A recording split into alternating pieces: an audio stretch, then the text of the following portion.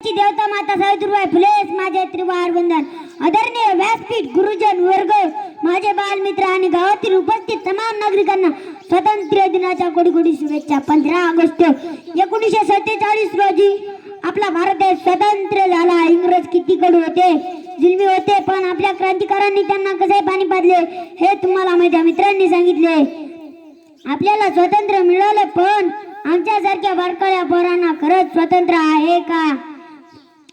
कुणी येतंय ना मलाच काम सांगतोय.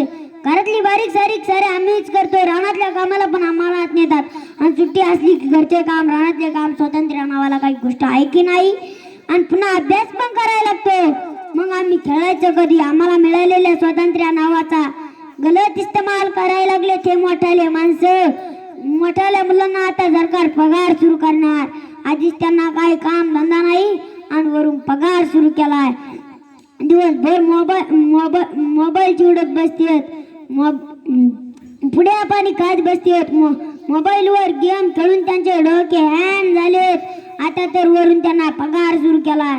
मग तर ते रानात बी काम करणार नाही, फुगिरी मारत गावात बोंबलं चिडतेत. मग आम्ही बारकाल्या पोरांनी सरकारचं काय घोडं मारलंय? आम्हाला बी पगार सुरू करा, आम्हाला खर्चा पाण्याला पैसे लागतील. सरकारने एक बारीक सारीक लाडकं लेकरू योजना आणावी आणि सरसकट बारकाल्या मुलांना पगार सुरू करावा.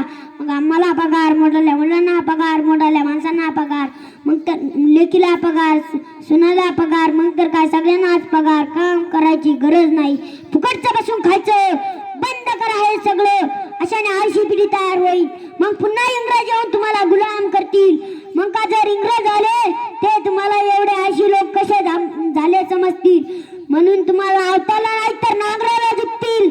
म्हणून म्हणतो शहाणे व्हा, कष्ट करा, कष्टाशिवाय पर्याय नाही. या जगात आई बाबाच्या प्रेमाशिवाय काहीच फुकट मिळत नाही. एवढं बोलून मी माझा अनमोल विचार थांबवतो. जय हिंद, जय भारत.